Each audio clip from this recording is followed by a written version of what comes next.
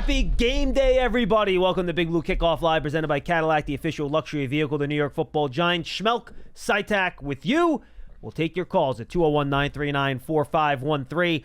Guys, this is all about the game tonight. Let's not complicate things. Giants and Cowboys should be a fun one in MetLife Stadium. Looks like the rain has passed based on weather forecasts other people have told me about. I have not actually looked myself. I don't believe in weather forecasts because they're always wrong. But it's supposed to be okay tonight. And Matt, for me, and I'll kind of start this way, this is a show-me type of performance here for the New York Football Giants, right? You feel good about the game against Cleveland last week. They played well enough against Washington to win that game. They ended up coming up short at the end of the game, fourth down, field goals, or whatever you want to look at it. But this is a game against a team that they've struggled against, to put lightly. Have not, at this point, we all know the numbers. They have not beaten Dak Prescott since his rookie year in 2016, 13 out of 14 games. They have not sacked Dak Prescott since Lorenzo Carter sacked him in 2021. Go down the list. Primetime games, Giants have not won on Thursday night since 2015. The list is endless. They're not good. That's because the Giants have struggled over the past 8 or 9 years. But this is a game where you come in. Dallas, for the first time in their history, believe it or not, has to travel on 3 days rest to play a game on a Thursday, given they always play their Thanksgiving games at home. This is a game for the Giants to come out and say, you know what? That first week against the Vikings, anomaly, the team that showed up the last 2 weeks and played good football, that's the real team, and we deserve to be in the conversation with teams like the Dallas Cowboys. Yeah, look, when coaches, even GMs, when they talk about the start of the season, especially with the preseason, how it is in today's NFL, everyone says it kind of takes about 4 games to really get a feel of what your team really is, to see, if your team is actually going to compete. Is it good?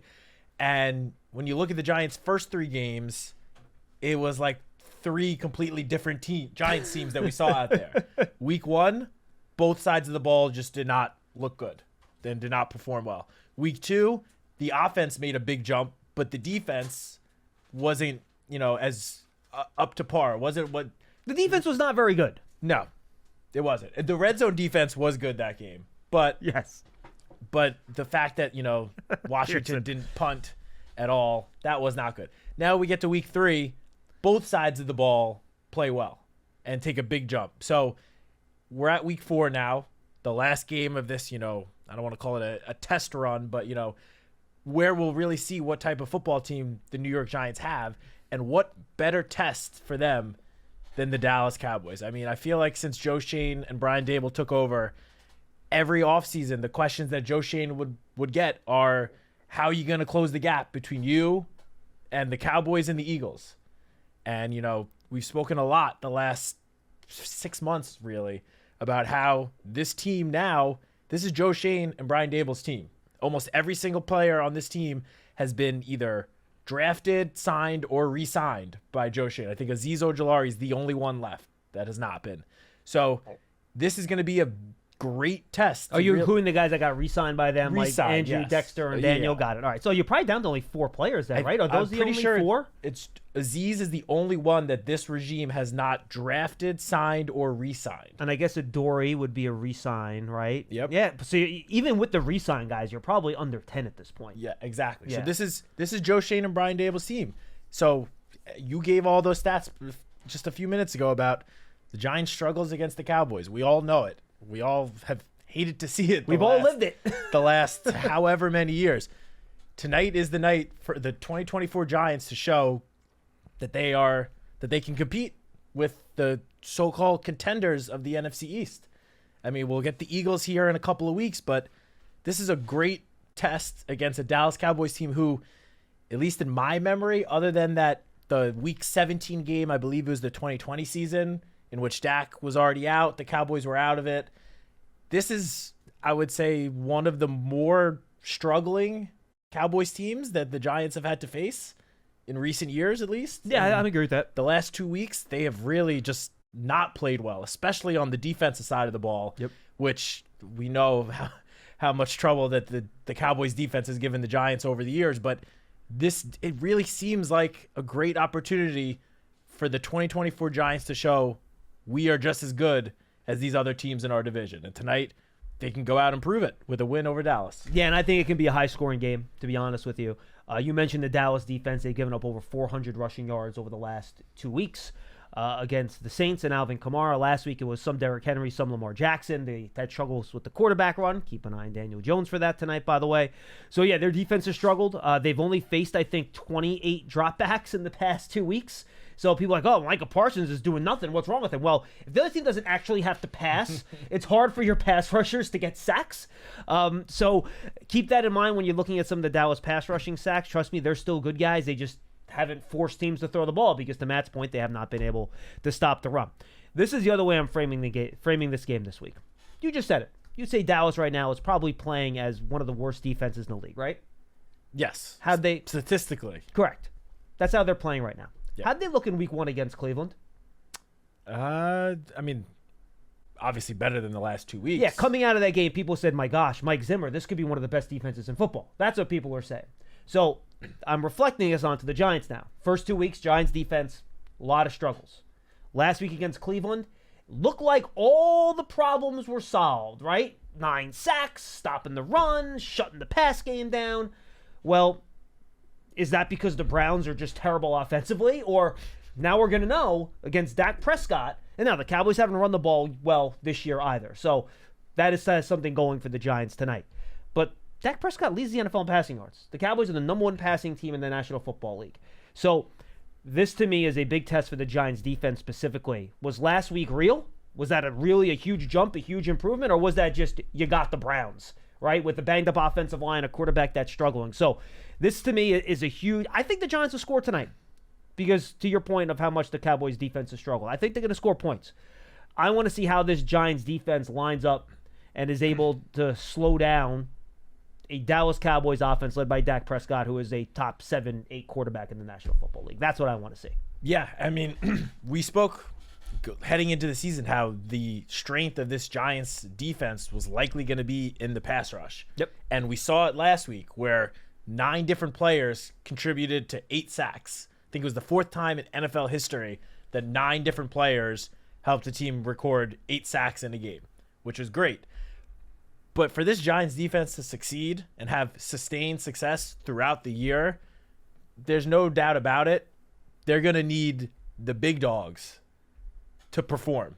And when I say big dogs, I mean the big 3 guys up front in Brian Burns and Kayvon Thibodeau on the outside and Dexter Lawrence on the inside. Now, Dexter Lawrence, the first 3 games of the season, has been all the Giants could ask for. He has done his part. For sure.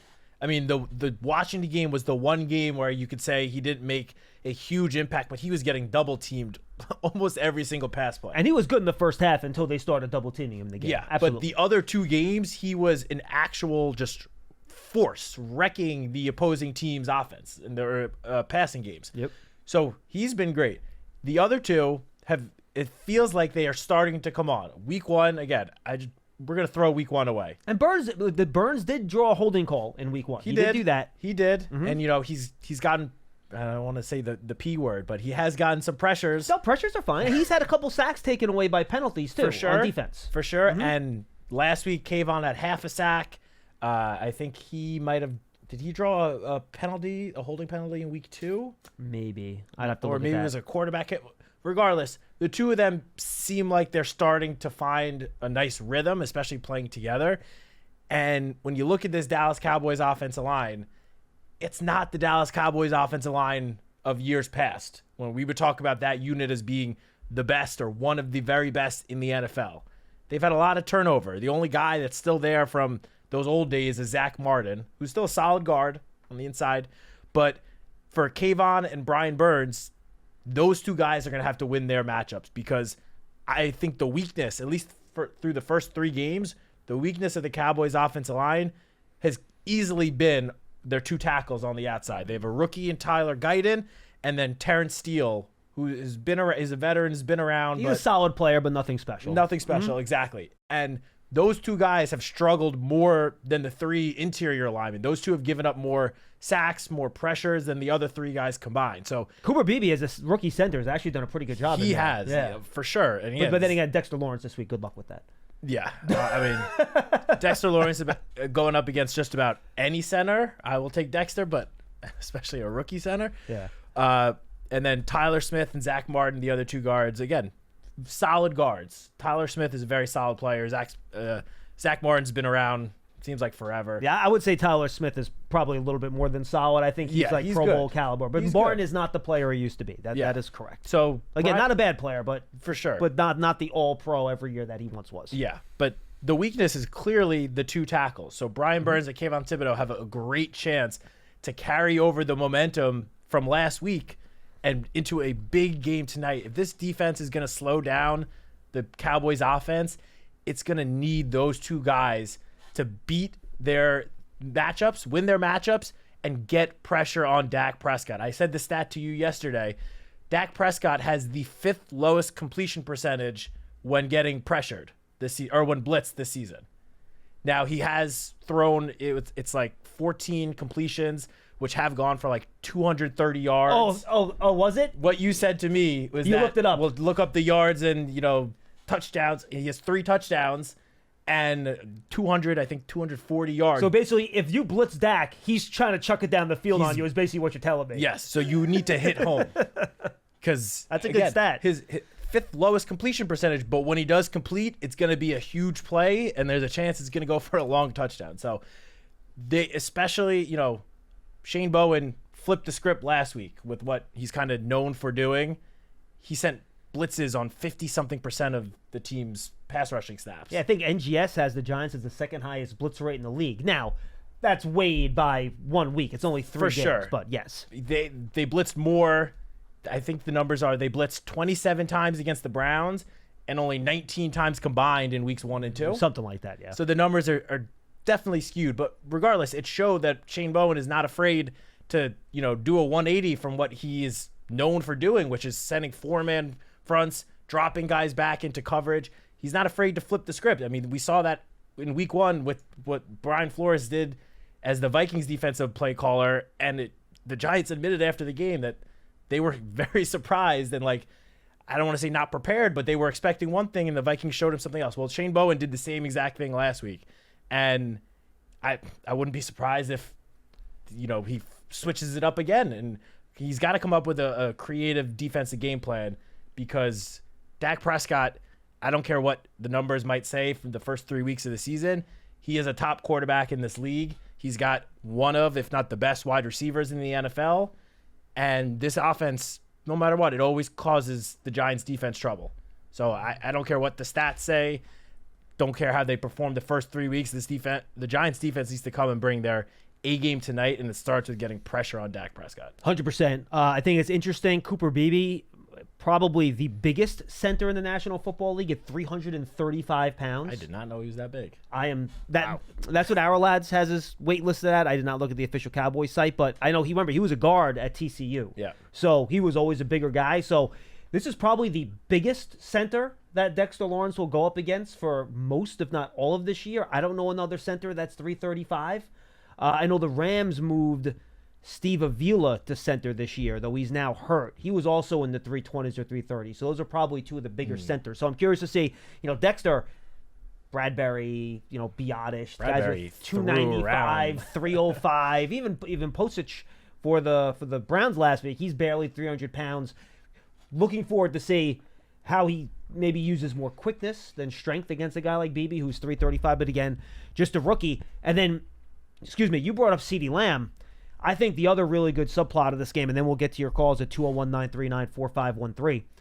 How do both teams, Matt, match up with the other team's top wide receiver? All right? Because I think it's pretty clear for both these teams, they got one guy that they really want to get the ball to. Other guys they trust. For the Cowboys, it's Jake Ferguson, Brandon Cooks, Jalen Tolbert had a nice week last week. Yep. The Giants, we know the guys that they'll throw to the ball here, whether it's Wandale Robinson or Darius Slayton, the tight ends. But how do they handle that? I talked to Brian Broaddus. That's up on the Giants Huddle podcast right now. Really good episode, by the way. Go check it out. I did about 13 minutes with Azeez Ojulari, Brian Broaddus, former NFL scout on the Cowboys, and I got Tyler Smith, the Cowboys starting guard, too. So go check that on the Giants Huddle podcast right now. If you haven't, great way to get ready for the game tonight. And I was talking to Broaddus, who, again, he does Dallas radio now, former scout, and he says, look, they're very unlikely to travel digs with Neighbors. The way Zimmer works his defense, if you send Neighbors in motion all the way across the field and Diggs has to follow him, it becomes very difficult. Everyone else has to shift and move based on formation with the way Zimmer runs his defense. So he does not think that he's going to travel Diggs with Neighbors. So that should allow the Giants to dictate matchups a little bit. Now, Neighbors, I think, has been lined up more on the left side of the formation than the right side. That's where Diggs is. So I'm curious to see how the Giants decide to work that with where Neighbors lines up. Jordan Lewis, good slot guy. But both teams right now, their second cornerback spot, it's a little bit dicey. Kalen Carson, who is a rookie at Wake Forest, I want to say. He's one of those schools down there, right? Fifth-round pick for the Cowboys this year. He was starting at outside corner for them. He has a shoulder injury. He's doubtful tonight. So it could be, I'm going to butcher the name, Israel Mukiyama, something like that, I think. Or it could be Booth. That's out there, too, another cornerback on their roster. Someone, if I'm the Cowboys, I would not have a lot of confidence in covering Malik Neighbors. But Mike Zimmer's been at this a long time. I doubt if that's the case, he will allow that cornerback out on an island with him. But we'll see how they handle that. And then how do the Giants handle CeeDee Lamb? We've seen Deonte Banks travel. The interesting thing, and I didn't look up the actual numbers. I just rewatched both the first three Cowboys games last night. And by the way, folks, if you guys have NFL Plus Premium, they have the condensed games on there. I got through all three Cowboys games in like an hour and 10 minutes. So it was unbelievable. They have Lamb in the slot a ton, which you know about. He's also outside. Last week, he was lined up in the backfield a handful of times where they're trying to dictate matchups with him in the backfield, try to get a linebacker on him or a safety. So he's going to line up all over the place here, guys. So I'm curious to see how both these teams match up with the top wide receivers. Because let's be honest, this game could very well come down to who has a more game-breaking night. Is it CeeDee Lamb? Is it Malik Neighbors? That could really dictate who wins this game. I mean, I expect both players to have very good games tonight. Me too. Just given the injuries in both teams' secondaries.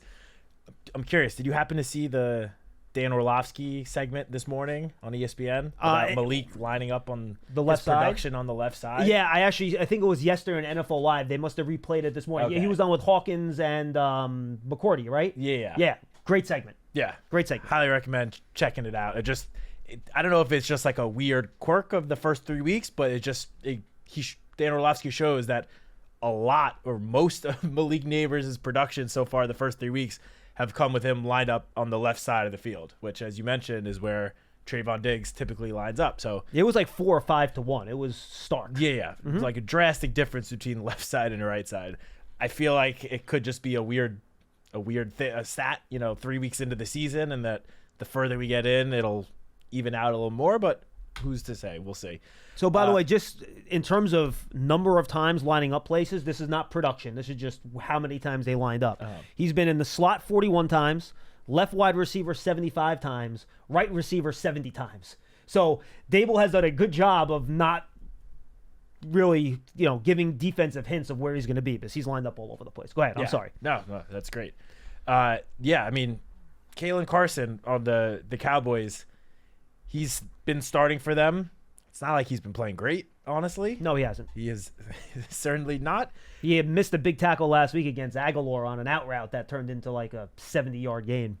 Yeah, and, I don't know who's going to fill in behind him, honestly. And it's not pretty. Whoever fills in is going to be someone that clearly was the backup of a guy that has not a rookie 5th-round pick, as you said, 6th-round pick. So this is definitely a great chance for Malik Neighbors to continue what he's done the last 2 weeks.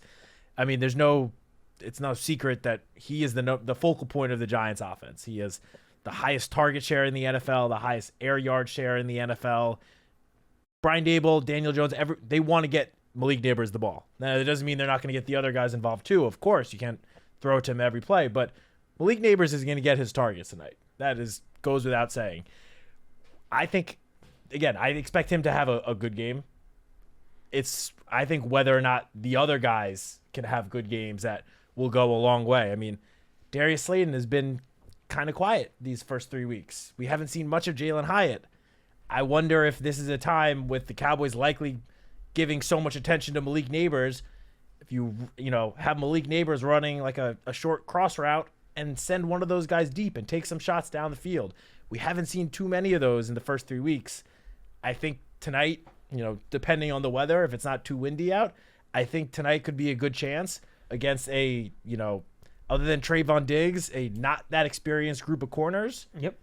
That you could hit on one or two of those big shots, and that could completely change the entire, outlook of the game. Then again, the Giants wide receiver core might be extremely quiet, because if it's like last week when the Ravens threw the ball 15 times through 4 quarters because the Giants are running the ball down the Cowboys' throat, which the Ravens did last week, folks. 45 carries for 274 yards last week against the Cowboys. So we'll see how much the Giants actually have to lean into the pass in this game, and hopefully Devin Singletary can have his first 100-yard game as a Giant. And again, watch Daniel Jones in this game. Lamar Jackson rushed it 14 times for 87 yards last week. The Cowboys did not handle the read option well.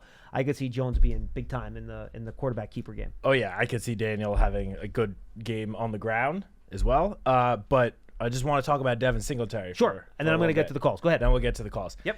Devin Singletary, again, throw out the first week. It was what it was. The last 2 weeks, Devin Singletary, other than the 2 fumbles, has been amazing. Well, I will say this. Wasn't so amazing last week until that last 40-yard run. You're right. Yeah, I think he was averaging 1 yard a carry. No, for sure. But if you look at the analytics behind his performance the last 2 weeks, it goes to show that yes, that one run saved his overall stats from last week, but the guy has been running the ball well the last 2 weeks. Oh yeah, he's been breaking tackles. He has 17 forced missed tackles on the season as a runner, which is second only behind San Francisco's Jordan Mason. When you include the 4 forced missed tackles on receptions, he has forced the most missed tackles of anyone in the NFL. Number 1. Doesn't through surprise 3 me. weeks. Yep, that's great. He is averaging almost 4 yards after contact per attempt, which is, again, very impressive. 6 explosive runs of 10 or more yards. The guy's just been rock solid. And again, the only thing he's had the 2 missing fumbles, which is right. Obviously as a running back you can't do that. He said it after the game. Brian Dable said it, that he's been working on it all week. He's a veteran though. He's a pro. He's been around the league for season number 6? 7? That sounds right. The fumbling issues are going to go away. I'm pretty confident in saying that.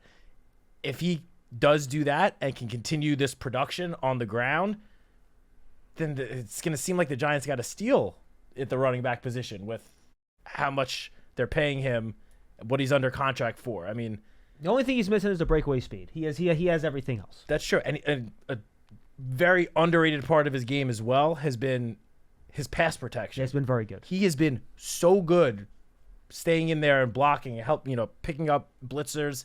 He's just been great. He's been, again, when the Giants signed him, I think the Giants clearly knew what they were getting in him.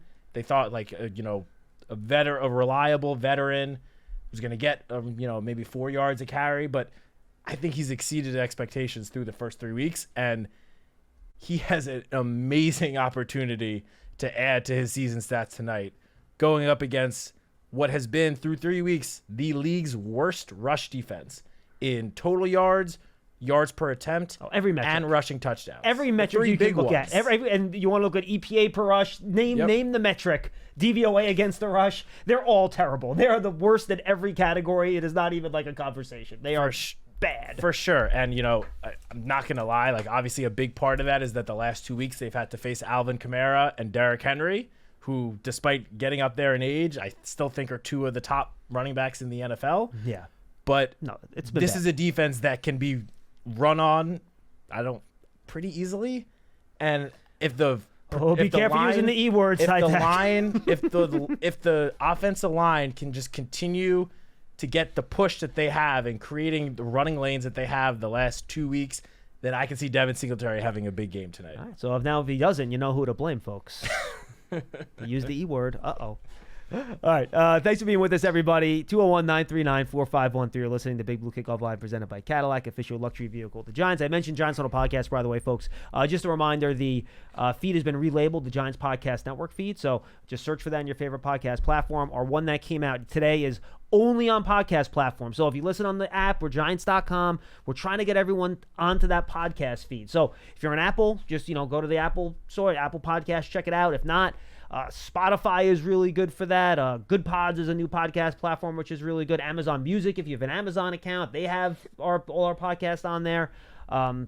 Pandora, does that still exist? Is that still a thing? Sure, why not? Maybe. Is that music service? And Why at not? least for me, if you search Huddle, it still pops up there. Okay, and you can search for Giants Huddle Podcast too. So guys, go subscribe to that. Again, you can find it on your favorite podcast platform. All right, 201-939-4513. 201-939-4513. Let's go to the calls. Tim in Charleston will lead us off. Hi, Tim.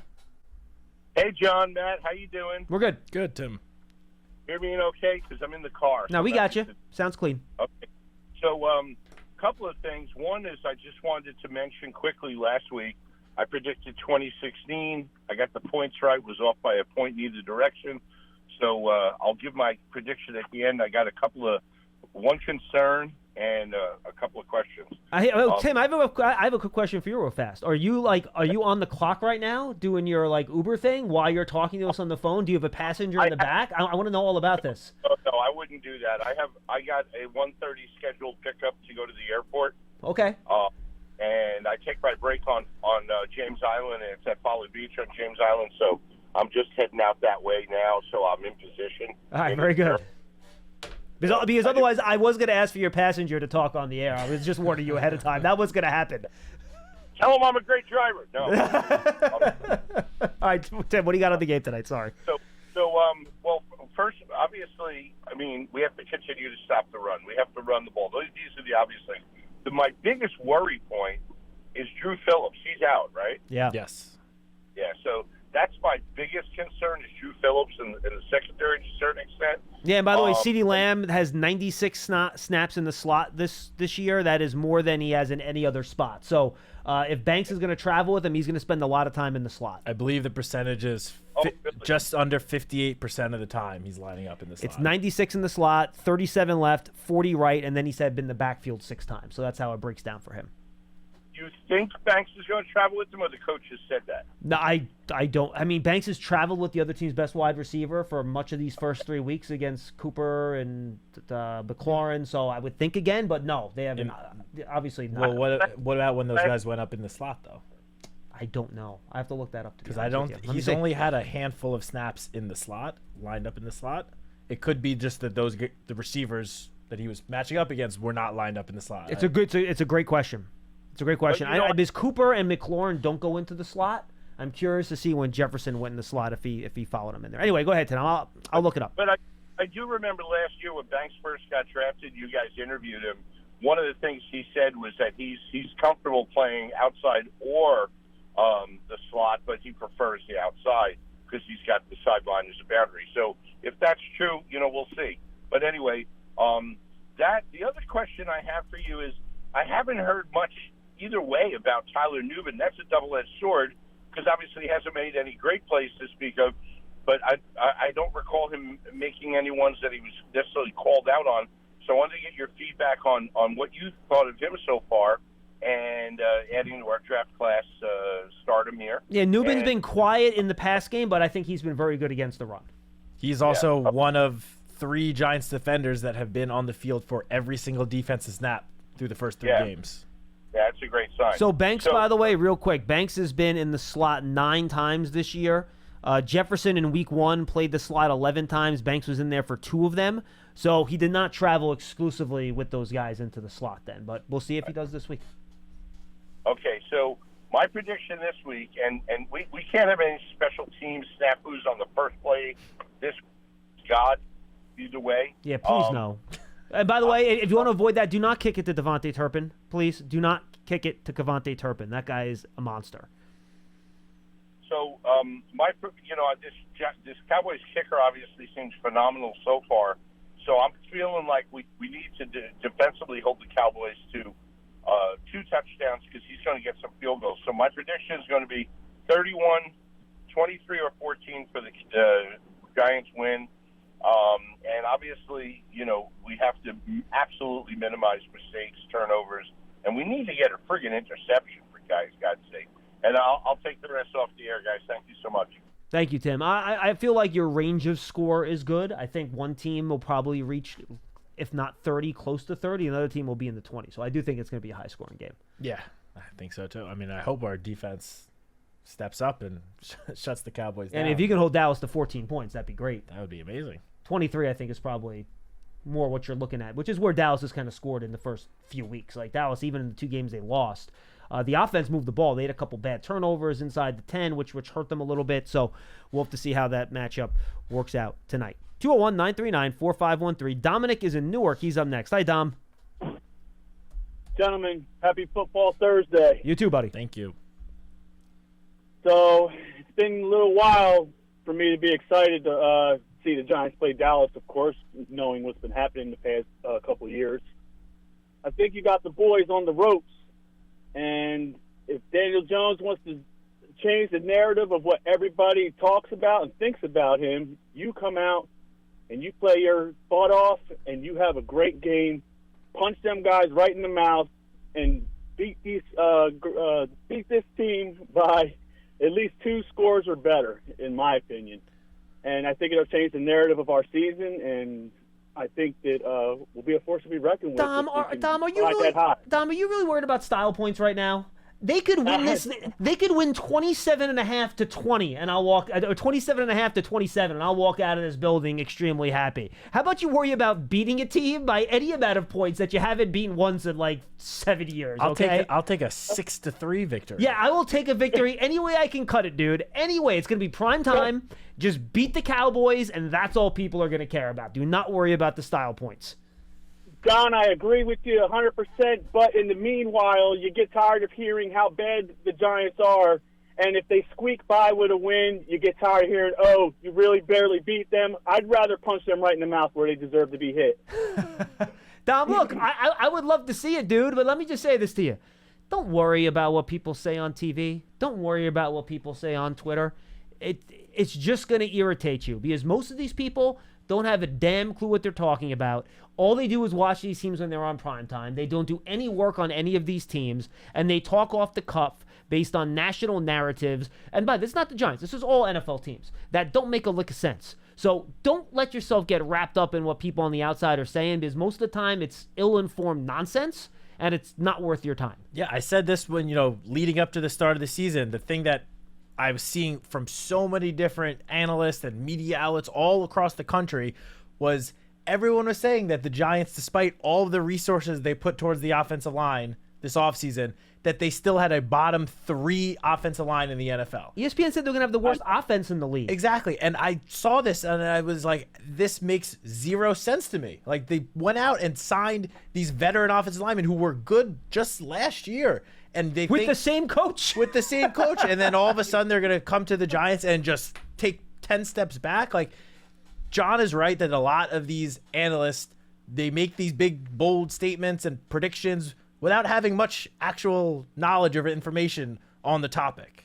So I really would not get annoyed about what national, analysts are saying about the Giants. I mean, as you mentioned, Daniel Jones has gotten a lot of criticism over the years, this year especially, leading up to this season. Heading into week 4, he is one of only 3 quarterbacks in the NFC that has 2 games with 2 touchdown passes and a passer rating over 100. I know, it's crazy, right? I mean, to even hear that and you say that out loud is kind of crazy, but you know what? Go Giants. I can't wait to watch the game tonight, and I hope that Sexy Dexy hits the dance a couple times, and I definitely want to see Thibodeau hit Dak Prescott in the mouth, because I don't want to hear "here we go" one more time if I don't have to. Oh, well, you're going to hear it. You're going to, "here we go." There's going to be a lot of that tonight, Dom, because that happens before the play, not after the play. So yeah. You will get a lot of that. And it's funny, this conversation brings me back to, I don't know if you saw the tweet that Kurt Warner put up. I don't think it was this Monday. I think it was the previous Monday. And he writes a tweet. He goes, "Honest question." And I'm not sure how honest the question was. I think it was kind of him taking a shot at people, but, Kurt's so nice, he wouldn't do that, obviously. And he goes, it probably takes me till like Tuesday morning to like go through the film on all these games so I can be educated and talk about all these teams after I actually watch them. Other people seem to be talking about these teams on like Monday morning. Can someone else give me hints on how, they can so quickly get through all the tapes so they can talk about these games, just 12 hours later? But, how do you get through the game so quick? And I came this close to replying to Kurt, and Kurt knows me. He's been on our programming before, and just goes, Kurt, I think we both know that these guys aren't actually watching all 22 of any of these games. Yeah. And that's the thing. There are certain people out there, like Dan Orlovsky watches tape. Yeah. Kurt Warner watches tape. The McCourties, they watch. Like, there are people out there, and it's a lot of times the quarterbacks that do it, and some of the people that are just out of the game, like the McCourties who do a really good job with it, they watch tape. There are other people you can tell they get put on TV to yell and scream. And they're not put on TV to share knowledge that other people might not have. Or make rational points. Correct. Or make rational arguments even, right? So don't let yourself get wrapped up in all that stuff. Real quick, that stat I gave, that Daniel Jones is one of 3 NFC quarterbacks with 2 games, 2 touchdown passes or more, and 100 passer rating or more. The other 2 quarterbacks, which going into the season, I don't think there's any person on planet Earth that would have guessed that these are the 3 NFC quarterbacks that have reached this stat going into week 4, but it is Daniel Jones, Derek Carr, and Sam Darnold. I mean, the only 3 quarterbacks in the NFC that have done this. I mean, those are my 3 favorites for NFC MVP heading into the year, right? No? Oh, I love it. Let's go to James in Georgia. He's up next. Hey, James. Hey, what's going on, guys? What's going on, Matt, John, What's up? Pearson? Hey, James. Happy game day. You too. I just want to touch on a couple things that everybody's already said. You know, we can beat this team. This isn't the Giants of old. This isn't the Cowboys of old where we're in the back seat getting beat up by these guys. You know, Pinnock used a great little Giants analogy. You know, they've been getting beat up for 12 years, and all it takes is that one to turn it around. We get them this time. We, step up to 2-2. Our season isn't looking as bad as everybody thought it looked. James, hold on, wait. Are you telling me that Brian Dable has the annexation of Puerto Rico on his play sheet tonight? Yeah. Yes, sir. Yes, sir. Yes, sir. It's in there. It's definitely in there. But we got to bring the Tums or whatever they use for intimidation. If that's what we got to do. You know what I mean? We pull out all the stops today. Because, my point was going to be that this isn't a playbook X and O's type game with the Cowboys. This is a put on your pants. It's a short week for both teams. Put your pads on, bring your helmet, bring your arms when you tackle, and like the last caller was saying, just hit them in the mouth.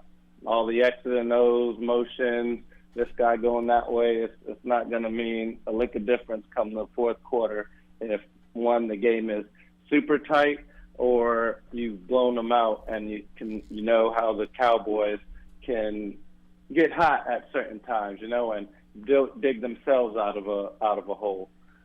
They can score in a bunch very quickly, James. That's absolutely true. Right. A lot has also been said about the identity of this team, and everybody on the program always says it takes a while. Well, I think we're seeing the identity of the team right now. A good, solid, fundamental running game.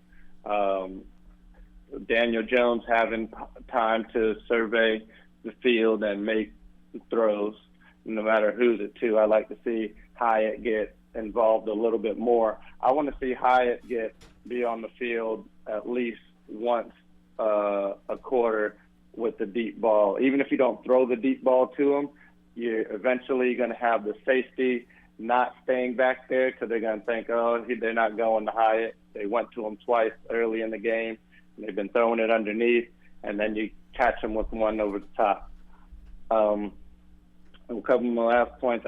This game is going to be a Banks and Diggs game. That's going to be the X factors. Yeah, who I like has that. a better game?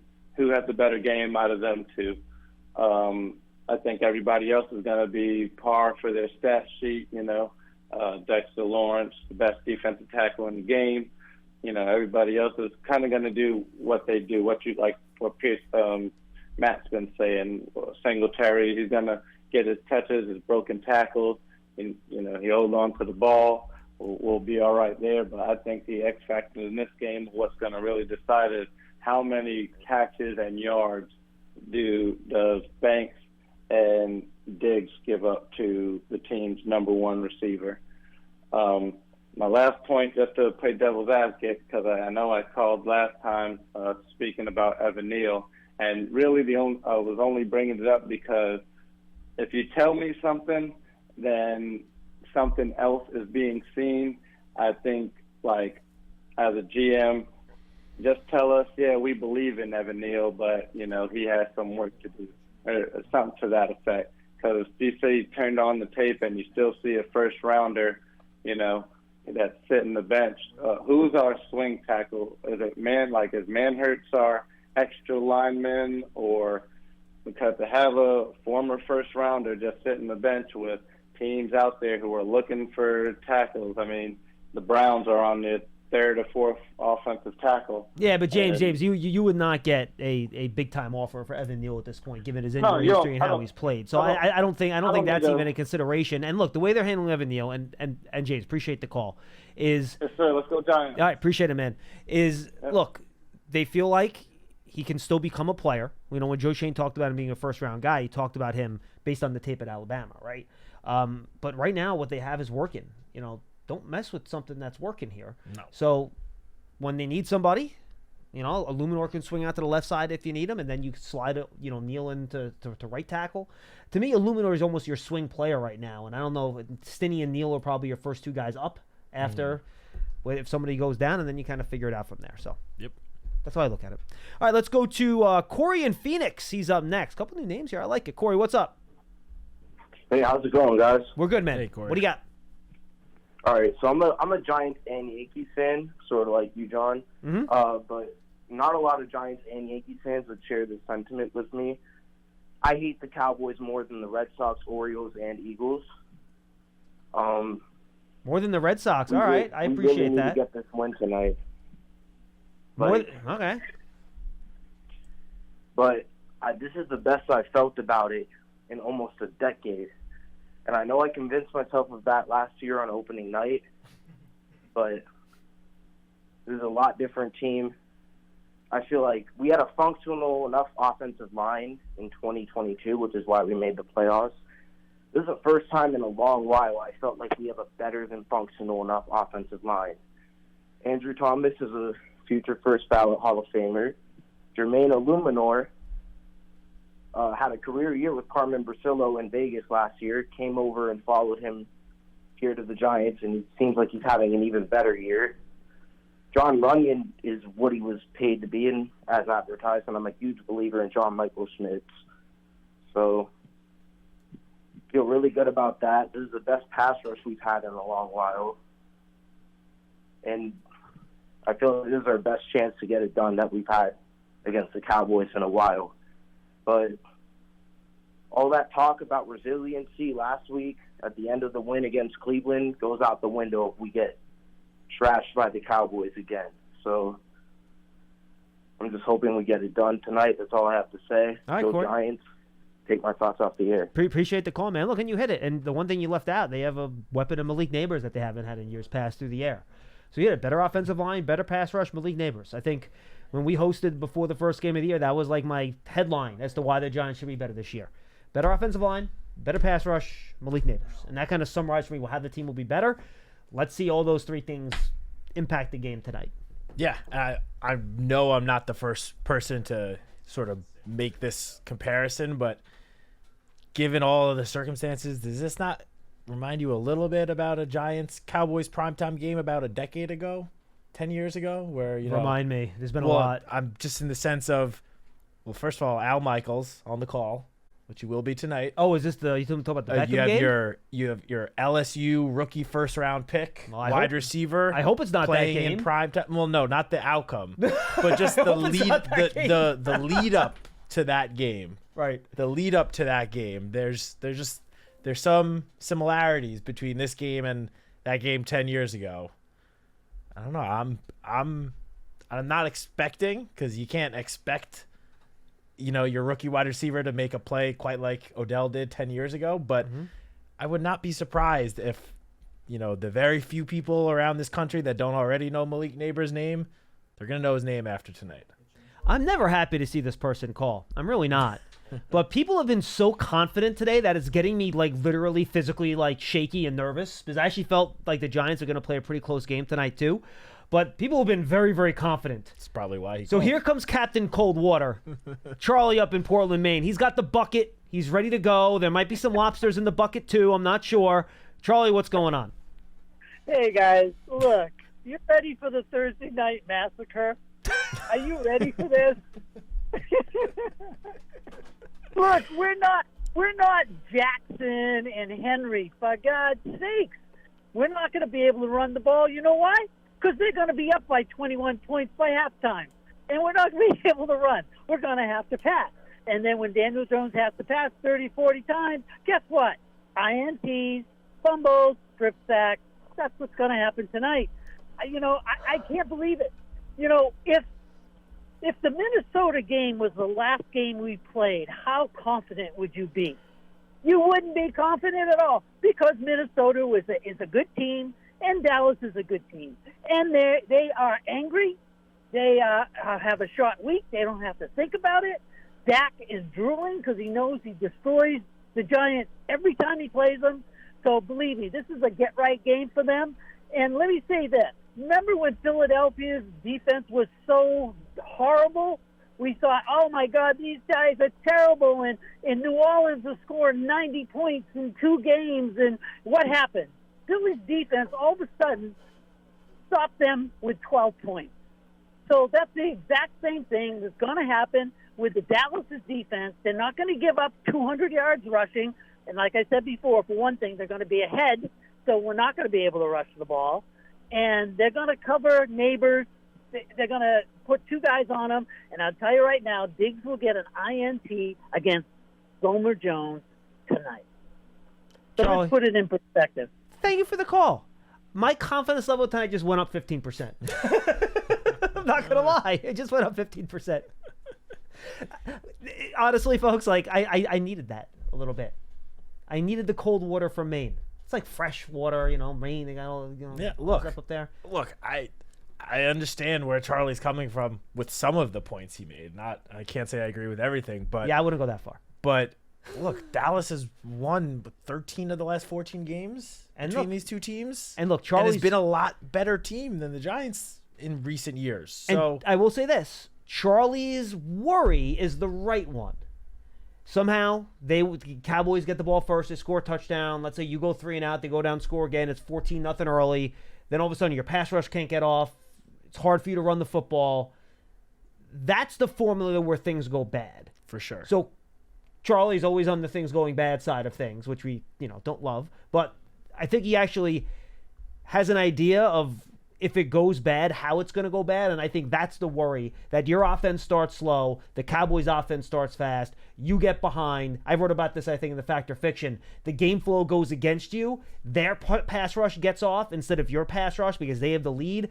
That's how this thing could go south tonight.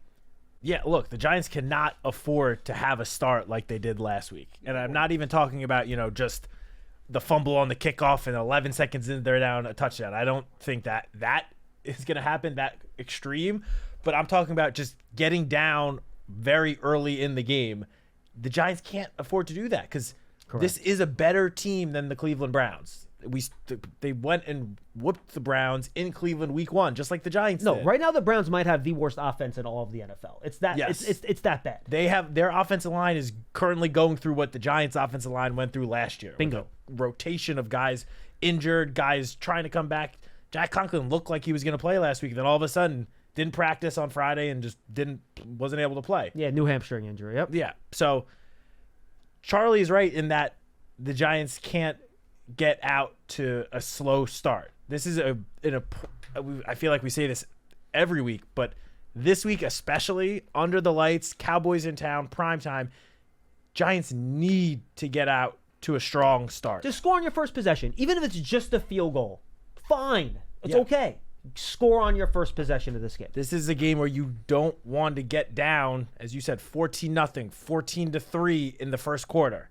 That is how you then have to sort of, I don't want to say completely abandon the game plan that you came in with, but you already have to then make some adjustments. And while adjustments are obviously good throughout a game, you don't want to have to be making big adjustments that early on in the game. 100%. Let's go to Lawrence in Florida. He's up next. Lawrence. Thanks for having me. What's up?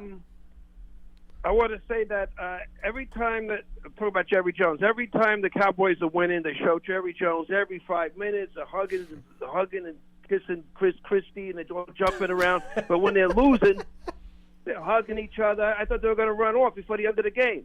But when they're losing, they show them maybe once. Nah, Lawrence, They I just feel sit like when Dallas is losing, you get a lot of sad Jerry in the fourth quarter. I don't think you get him early in the game, but I think end of the fourth quarter, you get a lot of sad Jerry if the Cowboys are losing games, right, Matt? Yeah, they show them maybe once or twice. That's it. But when they're winning, they're all going nuts. Is this your But top I want- concern I just tonight, want the Lawrence? Giants- Excuse me? I said, is that your top concern tonight, Jerry Jones camera time? No, but he just reminds me of the Texas Chupacabra. Every time I think of him, I think of the Texas Chupacabra. I thought that was a South American thing, not a Texas thing, but okay. No, there is a Texas Chupacabra. Okay, I You was look it up. I was not aware of that. And then there's another one in Puerto Rico. There's a Puerto Rican Chupacabra. But besides all that baloney, I don't want to have one of these deals. The Giants are winning 27-0, and in the fourth quarter it's 21-27, and the Cowboys are going down the field. There's a minute left, and you're sweating, and there's a cheesy penalty. I just want the Giants to take it to them. No baloney. Lawrence, I don't good want to have stuff. to call my priest. I don't want to have to call my priest tomorrow morning. Lawrence, good stuff. I appreciate the call. We don't want exorcisms. We don't want chupacabras running around. We don't want any of that stuff. But I will say this, from a more serious perspective. Don't get into a deal here where the Cowboys have the ball down 1, 2, or 3 points with like 30 seconds to go. Because Brandon Aubrey can hit like 65-yard field goals at the drop of a hat. He's the best kicker in the NFL, without a doubt. His stretch from the beginning of last year to the start of this year is the best stretch for an NFL kicker that I have ever seen. In terms of the distance he's able to consistently make kicks from, it's insanity. He kicked one from 65 last week. It's like he wasn't even stressing himself to make it, and he kicked it with 3 or 4 yards to spare. He's unbelievable. I've never seen anything like it. Yeah, I'm looking up his career splits because I was curious. Obviously, Dallas, with their stadium. Hey, what is he outdoors? Good question. If it was just an indoor thing or an outdoor thing. Outdoors, he's 14 of 16. That's pretty good. And he's indoors 30 for 30. That's pretty good. Do you have the long field goal for him outdoors? Do you have that there or no? I'm curious. It doesn't say it here. Go to his game log. You might be able to see what his long was for an outdoor game. In the meanwhile, let's go to Ed in New York. He's up next on Big Blue Kickoff Live. Hi, Ed. Hey, fellas. How's it going today? We're good. Good. Just want to talk a little bit about this. I know that everything I watched today doesn't give the Giants any kind of a chance. And I know that we didn't know what to expect from the Giants this year. All right. But here's the thing. They against Minnesota, they were terrible. Okay, they didn't do anything right. Yeah. And they deserved to get blown out of that game because they missed big opportunities and didn't execute. Then against Washington, they gave up all those field goals, okay, and they lost because of field goals. But they didn't give up touchdowns. So, and the offense played better. We were in the game until the final kick of the game. So from the first week to the second week, we got better. And then last week against the Browns, we showed, hey, this could be the team that we could be. This is the team that could throw. This is the team that could catch. This is the team that could run. And the defense, right? So I think Dallas is actually the perfect team to play right now because you have 3 games under Dable calling. You have the Giants who just had a big win. And now we're going to find out where they stack up. And Dallas is going to figure it out eventually, probably with that run game. But right now they're vulnerable. So yeah, they're pissed. Dallas is pissed. They're going to go out and prove they can stop the run. The Giants are pissed because they've lost the last 12 games to Dak Prescott and are tired of hearing people talking about it. And I honestly think that, listen, for Malik Neighbors, they're going to start double teaming him, right? But that's the sign of a great wide receiver. When you are double teamed, now you have to go out to perform and still catch, even though you're being double teamed. So that's what we're going to find out about Malik Neighbors tonight. But it's going to be the role players, Singletary, Tracy, Wan'Dale Robinson. Those are the guys, Thomas, those are the guys that are going to make the difference. And I don't think, if we go out there and win, people are going to open their eyes. If we go out there and lose, people will just say, oh, well, that's the Giants being the Giants. So we really have nothing to lose but to go out there and just beat the snout out of them. All right, so That's just my opinion about it. Nah, good stuff.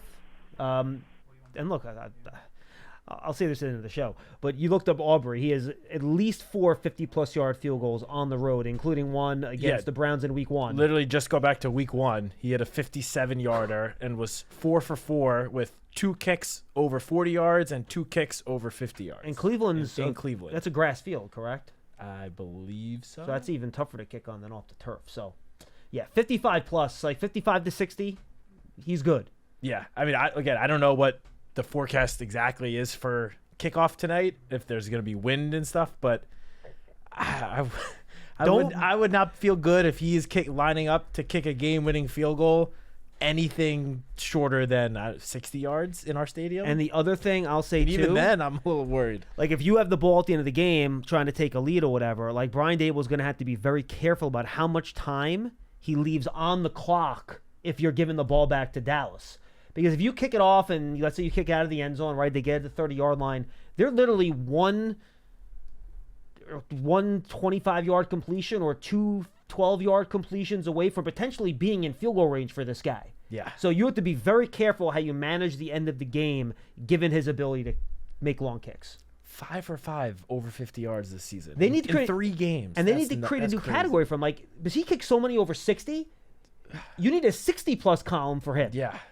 It's unbelievable. He really is an unbelievable kudos to him. Yeah, I mean, seriously. And you know what? I got nothing else to say about him. Now, he was one of the guys. They actually found him. I forget which one it was. I think it was the UFL maybe. They found him in one of those leagues. So you want to see why these other leagues are good? The other special teams, the Lions Cavante kicker. Turpin, too. He was also a UFL guy. Yeah, Lions kicker Jesse Bates from the UFL as well. Oh, was he too? Yeah. There you go, man. Right now, wind gusts in this area are just at 5 miles per hour. Okay. I can look at 8 p.m. tonight. I don't know. AccuWeather says 75% chance of rain at 8 p.m. So I don't take that however you want. Wind gust, no wind, just 5-6 miles an hour. But it looks like there is a chance of rain tonight in the 8 and 9 o'clock hours based on AccuWeather. So I don't know if that's going to be true or not, but that's what it says. Weather Channel says no rain.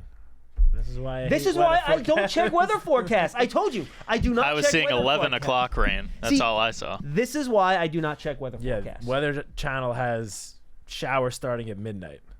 Yeah, and this has rain at 75% chance of rain at 8 and 9, nothing at 10, and then 11, 34%. So I don't know. We'll see. No one knows. This is why I don't check weather forecasts. I just show up and assume it's going to be bad, and then whatever happens, happens. All right, final call of the show. We've had a lot of really new names here today, Pierce. You guys have been doing a great job on the phones. I appreciate it.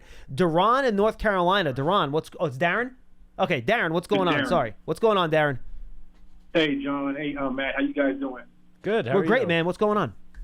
Well, I'm a big avid Giants fan. I'm not a pessimistic fan like Charlie from Maine.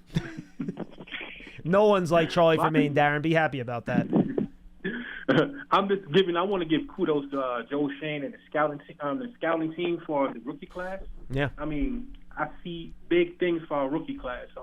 I've seen it second game against the Commanders. Really the first game against Minnesota. I didn't really kind of, count that because, like you said, Jalen Jones, he just had surgery and he was rusty, but I seen the ramp up against the Commanders, and it's a shame that our kicker got hurt. But I just really want to give them kudos for how they scouted Newbin and Phillips, and we all know about Neighbors and Chapman. Woo! I tell you, I seen that video of him chasing down that running back. I was like, man. Yeah, he almost had a play last week, Darren, where he almost chased down Deshaun Watson from behind. It was almost a replay of it. He didn't quite get there, but he almost had a chase down last week too. Did he get a sack also? He did, yes. And a fumble recovery. Yeah, he was part of a stunt where he was the first part of a twist, and nobody blocked him, and he ran right through for a sack.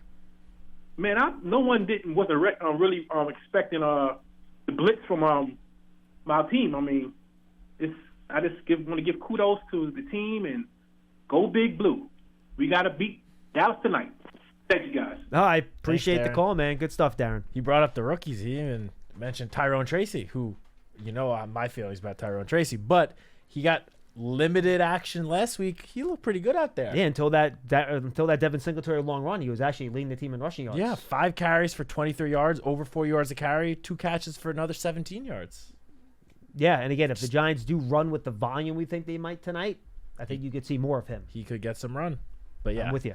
I've been saying for months, the Giants rookie class has the potential to be a game-changing class.